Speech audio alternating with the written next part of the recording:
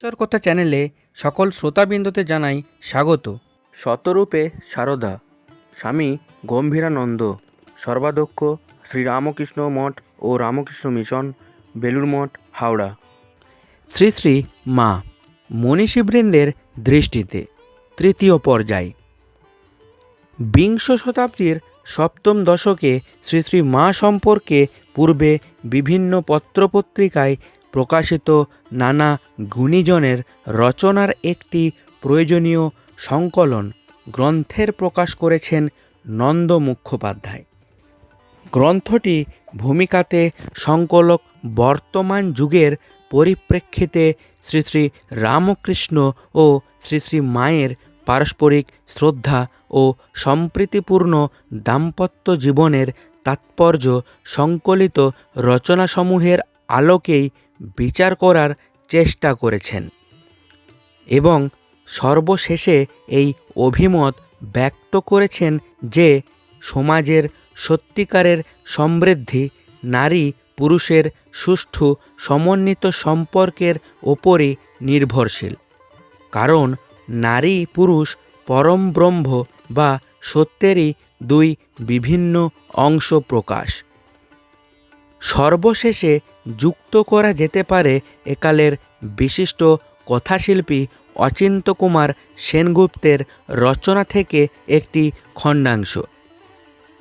অচিন্ত্যকুমার বলেছেন, ভগবানকে যাতে আমরা অহেতুক ভালোবাসতে পারি তারই জন্য শ্রী শ্রী রামকৃষ্ণ মা মন্ত্রটি রচনা করেছেন।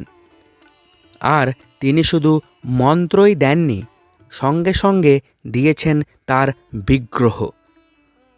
মা মন্ত্রের ঘনীভূত মূর্তি হচ্ছেন সারদা দেবী। শ্রী শ্রী রামকৃষ্ণের সমস্ত বাক্যের ব্যাখ্যা, সমস্ত কর্মের মূল মর্ম। সংসার সঙ্গও আছে, সারও আছে, মায়াও আছে, বস্তুও আছে। সার যদি কিছু থেকে থাকে তবে তা মাতৃত্ব ছাড়া আর কি?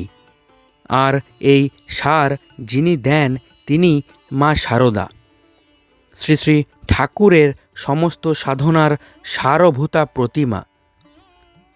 মা যখন সন্তানকে মারেন, সন্তান তখনও মাকে জড়িয়ে ধরে, তখনও মা মা বলেই কাঁদে, কেননা সে জানে যে নয়ন তিনি অশ্রু দিয়ে ভরিয়েছেন, সেই নয়নই তিনি বারবার স্নেহচুম্বনে ভরে দেবেন।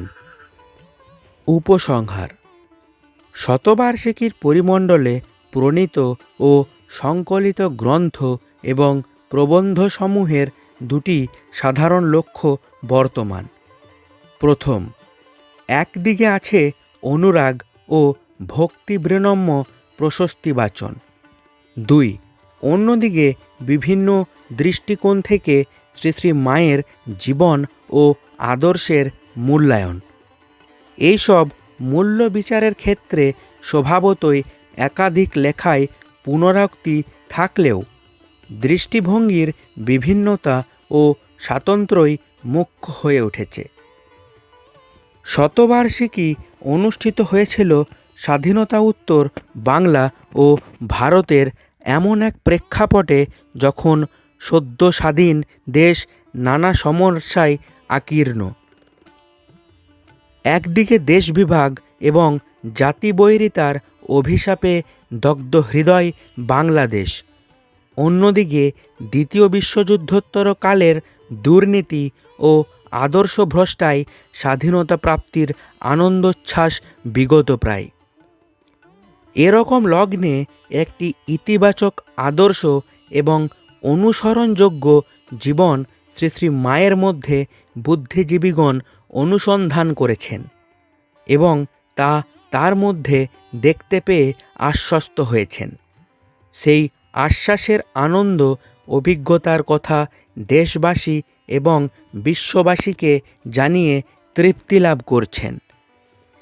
শতবার্ষিকী প্রবন্ধাবলীর সবচেয়ে উল্লেখ্য বৈশিষ্ট্যটি হল বুদ্ধিজীবী মহলের একটি ইতিমূলক জীবনাদর্শ সন্ধানের তীব্র আকাঙ্ক্ষা। এই আকাঙ্ক্ষাই শ্রী শ্রী মায়ের স্মরণ অনুষ্ঠান সমূহ যেমন মর্যাদাপূর্ণ হয়েছে, তেমনি সাময়িক বিক্ষিপ্ত এবং বিচিত্রচিত্র দেশবাসী বুদ্ধিজীবীবৃন্দের মাধ্যমে একটি সরল, অনাড়ম্বর অথচ অনুসরণীয় জীবনে পরম আশ্বাস ও প্রাপ্তির ছবি দেখতে পেয়েছেন। শতবার্ষিকী উত্তরকালের রচনাসমূহে এই মূল্যবোধই আরও দৃঢ় ভিত্তির ওপর প্রতিষ্ঠিত রাখার প্রয়োজনীয়তার ওপর জোর দেওয়া হয়েছে। সে প্রয়োজন কি জাতীয় জীবন, কি আন্তর্জাতিক প্রেক্ষাপট, উভয় ক্ষেত্রেই তীব্রভাবে অনুভব করেছেন চিন্তাশীল মনীষীবৃন্দ। ঈশ্বর কথা চ্যানেলের পাঠ আপনাদের ভালো লাগলে লাইক, শেয়ার ও সাবস্ক্রাইব করবেন। ধন্যবাদ।